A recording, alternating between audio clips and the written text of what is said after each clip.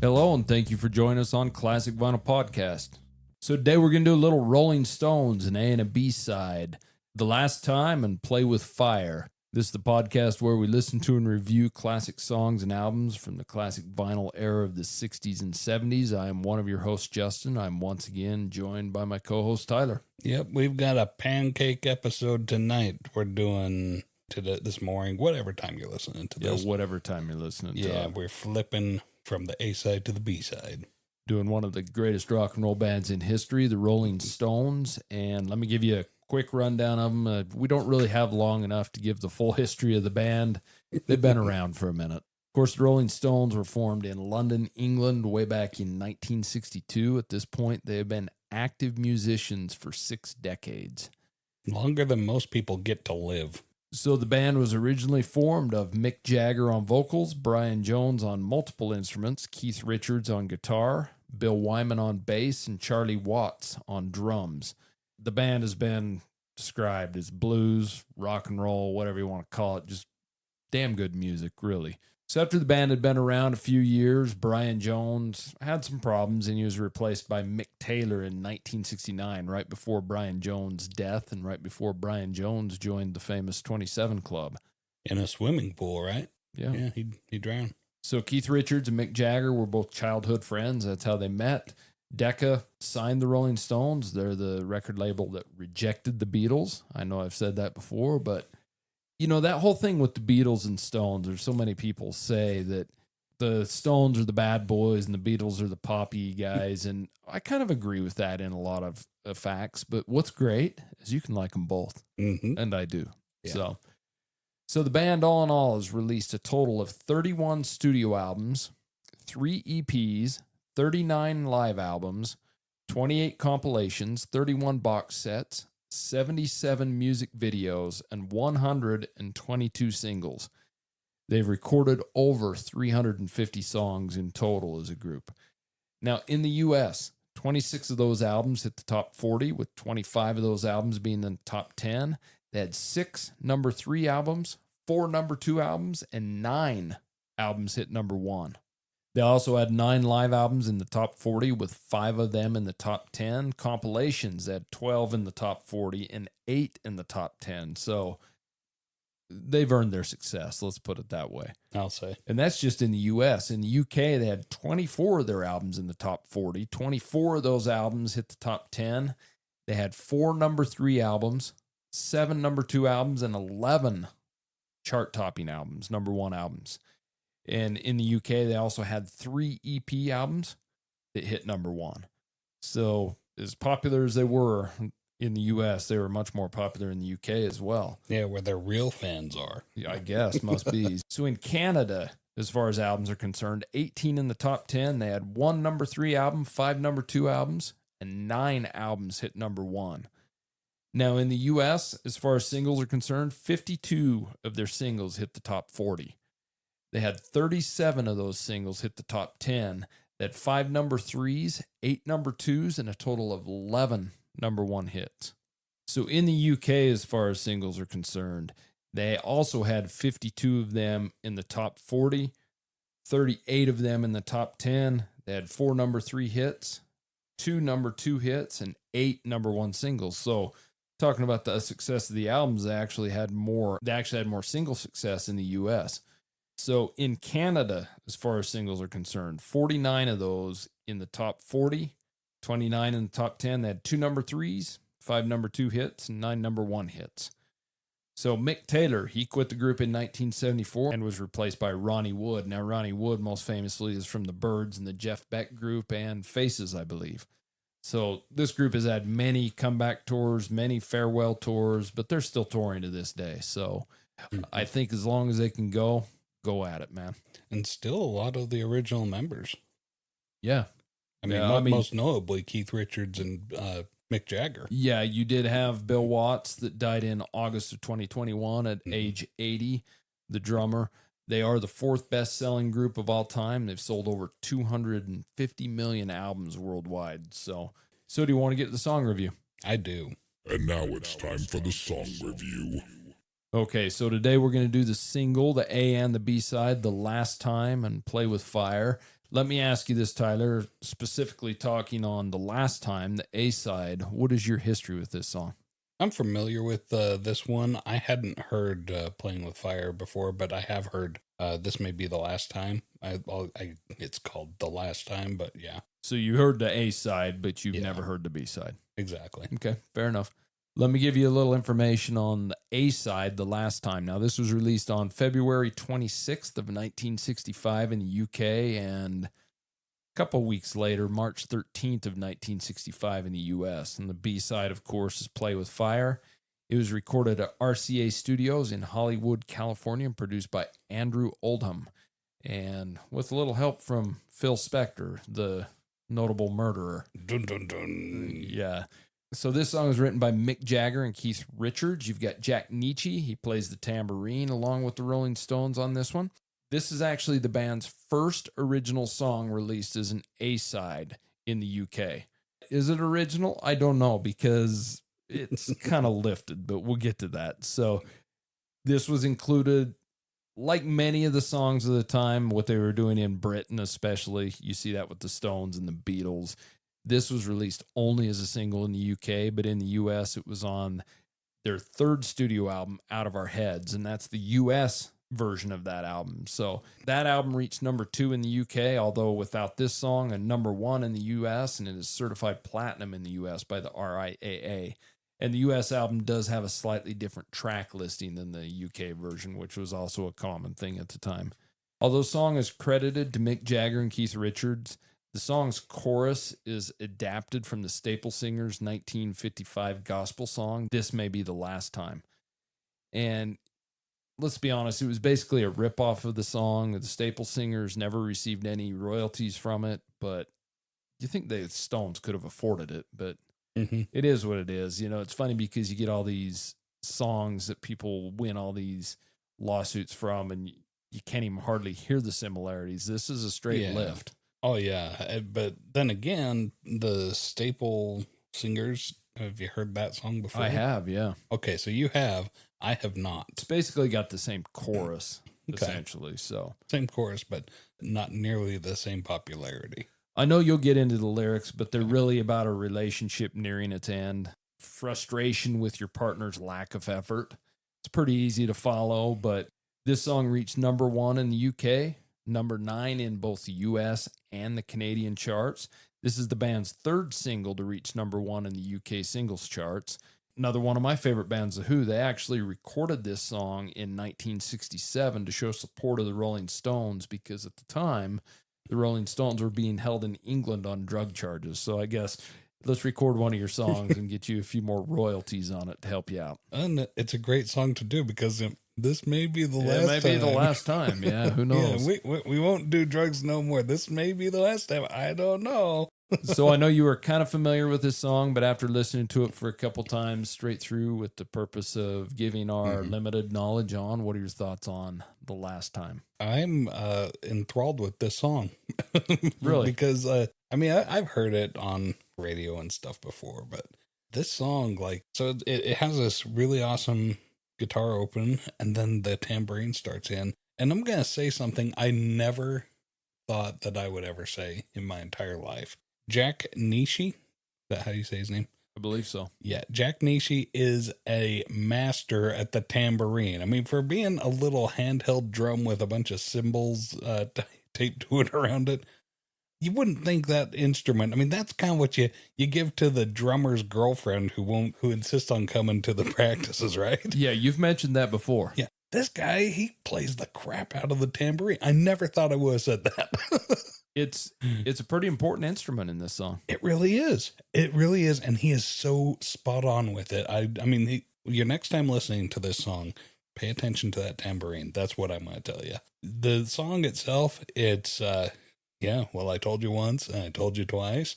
It's that foreboding warning of you need to get your shit together or else. Yeah, but you never listen to my advice. No, never do. Yeah.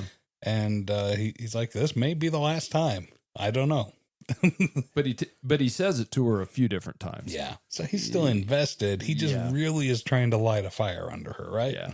Yeah. But she's not giving him what he's wanting out of this relationship. And Who knows? Maybe it's that she's, not cleaning up the apartment, or, maybe she's just not putting enough effort into cooking dinner or something. Who knows?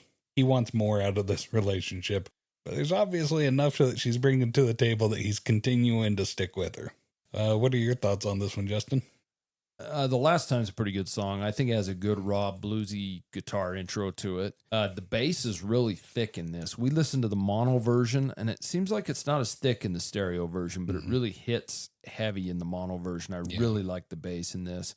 It's got a very recognizable guitar riff in it, if you've heard the song at all. And one thing that I like in it, you've got Brian Jones playing the lead guitar on this, but from what I read, Keith Richards plays the solo in the middle of this song. It's a very raw, echoey solo, but I really like it because this song is very typical of the Rolling Stones of the era. It's just a very raw, bluesy rock and roll song.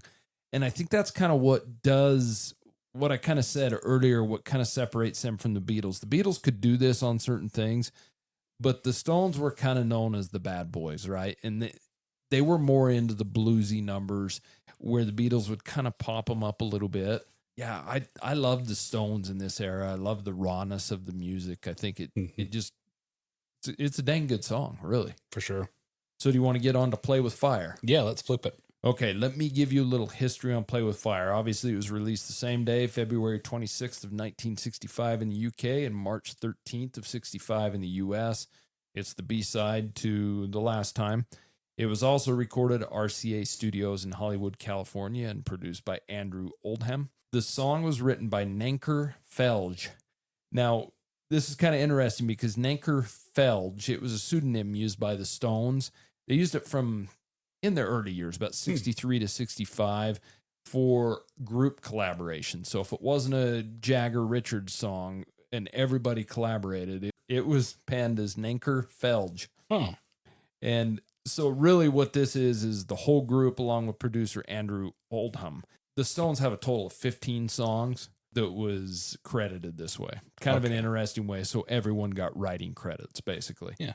So I'm not even sure why, though, because when researching this song, even though it's credited to Nanker Phelge, which is supposed to be the whole group, Jagger and Keith Richards are the only two Rolling Stones on this song. So Phil Spector plays bass on this song. Remember Yeah, exactly. And Jack Nietzsche again. He plays on this song. He plays the harpsichord. Nietzsche, he's a pretty popular guy too because he scored a lot of famous movies.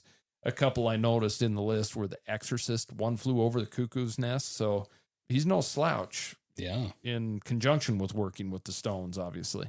And another guy that's on this song, I don't even know his name, but I guess the rest of the Stones weren't there. They needed some backup singers on it. Mm-hmm. So they pulled a janitor out of the studio. There's a janitor singing backup on this song. So, right on. Kind of interesting. I don't know if he got any credit for it, but so this was originally on the group's third studio album, Out of Our Heads, the US version. It was not on the UK version.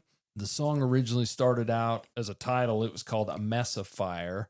Somewhat of a don't mess with me type of song is really what it was supposed to be about. But the song's lyrics talk of the singer's relationship with this high society girl, right? She's into her diamonds and pearls or whatever it is, but he's kind of disparaging the lifestyle a lot in the same way he does in their later song, 19th Nervous Breakdown, although 19th Nervous Breakdown is it's a more upbeat, up-tempo song than this one is. But the title of this song was really derived from the saying, if you play with fire, you will get burned. Everybody knows that. So the B-side, Play with Fire, reached number 96 on the Billboard charts. I know you said you'd never heard this song before. We listened to it twice through. What are your thoughts on Play with Fire after listening to it? This song is a very foreboding feel to it. So this is a tale of warning. He's warning her. It's almost like you read my notes because the first thing I wrote was, this is a very dark feeling, foreboding song. Yeah, that's exactly what I would say. So any listener out there that hasn't heard this song, take our word for it. It is a dark, foreboding sounding song. The content of the song is kind of the same in a way. Yeah, message is being similar. The message is the same, but the beat of the song and the feeling of the song is completely polar opposite to Play with Fire. Yeah, this one, there's no funny business about it. There's no bouncing around. No, this may be the last time. No. So we have the acoustic guitar open, and that's another thing about this is that with it being an acoustic guitar, it's real raw sounding. It's like real, like a raw nerve, you know. Like this guy, it stripped away any flamboyance. It is just down and gritty. Like this is your voice of warning here. The singing perfectly matches that.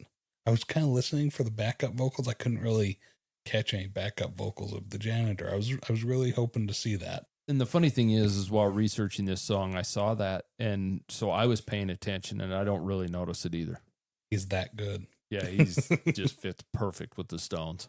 Yeah, I gotta say though, this Jack Nietzsche, I need to look into him a little bit because he's on the harpsichord, and it's kind of strange to hear a harpsichord in this day and age. But I mean, he plays this harpsichord with this, and it doesn't sound like a pirate's sea shanty. It's a perfect meld of that instrument into that, and I just think he's a very talented musician, very talented artist. Yeah, he's one to watch.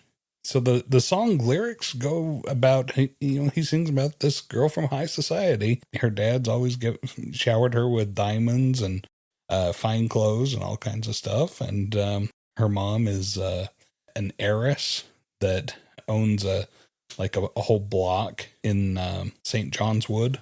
We've heard of St. John's Wood before. It's a part of London, and from what I gather, it's a nice part of London. He sings about her going around these different areas. He also references a couple other places. Knightsbridge. I've been through Knightsbridge. It's a very nice area as well. So yeah, she is a high society girl, and he's kind of giving her this voice of warning that, just because you come from money doesn't mean that you can get away with anything that you want. Don't mess with me. I hope she paid attention, because otherwise then there was probably some sort of domestic disturbance. Because if she didn't, this may be the last time. Yeah, I don't know. Yeah. This is a really slow and mellow going song, but boy, that's a stern voice of warning. It's haunting. Really well done. What are your thoughts on Play with Fire? I like this song quite a bit. And like you said, it kind of has that acoustic intro. It's pretty simple. It's pretty raw. And right off the bat, the song has that dark feeling. And like you said, and like I said, foreboding. It really is that kind of song, and polar opposite of the A side. I really like the lyrics. Now you've got some diamonds and you will have some others, but you better watch your stepgirl or start living with your mother.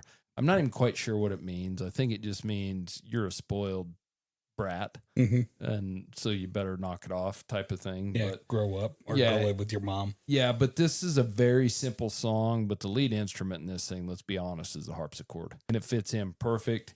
Jack Nietzsche, he does an amazing job on both of these songs. So yeah, I think he helped the Stones. I know there's a fifth Beatle we're always talking about. I think he might be the sixth Stone. I'm not really sure, but I really enjoy the feeling of the song, and I think these songs were perfect to bounce off of each other, and I think it was an excellent choice as the A and B side. Oh, for sure. Having these ones juxtaposed for being the same message, it conveyed in two completely different ways. It's so amazing. Yeah. So do you want to get to the rating? Let's rate them. Song rating. Okay, listener, if this is your first time listening, I'm going to briefly explain our rating scale. It's a 0 to 10. 10 being the best. I put The Last Time at a 7. And it's just not really my cup of tea per se, but it's a really well done song, and there's no denying that. So I put it up there at a 7. Where do you put this one? I'm pretty much right on bat with you on that one. I think it's about a 7.5 maybe. Yeah. For me, it's a good raw song, but I don't know. It kind of irritates me they ripped it off. Yeah. And give themselves writing credits on it. But yeah, they can afford reparations. Yeah, exactly. So what do you think on Play with Fire? On Play with Fire, I bumped that one up a little bit higher. I like that one a little bit better than The Last Time. So I put that one at an 8.